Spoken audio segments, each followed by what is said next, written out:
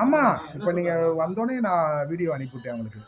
அவங்க நேரா கமிஷனர்ட்ட, எஸ்பிகிட்டலாம் பேசி பார்க்கல. அப்படி ஒண்ணும் பிரச்சனை இல்லையே அப்படின்னு சொல்லி என்ட்ட சொன்னாங்க. நானும் எந்த பிரச்சனையும் இல்ல அப்படின்னேன்.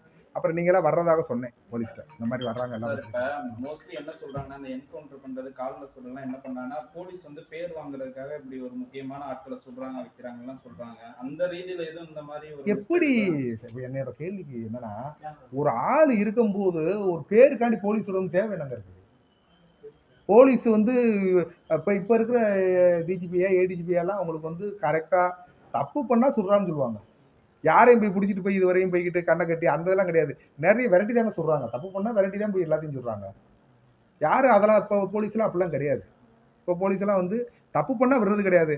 ஒண்ணு கால உடைப்பாங்க, இல்ல கால்ல சுடுவாங்க, இல்லன்னா சுட்டு கொன்றுவாங்க அவ்வளவுதான். 1க்கு 2 ஆட சொல்லுவாங்க, இல்லன்னா அதான் வேல. நான் உங்களுக்கு சொல்ல மனிதர்களா இருந்தா ரைட்டு. மிருகம் ஆயிட்டா?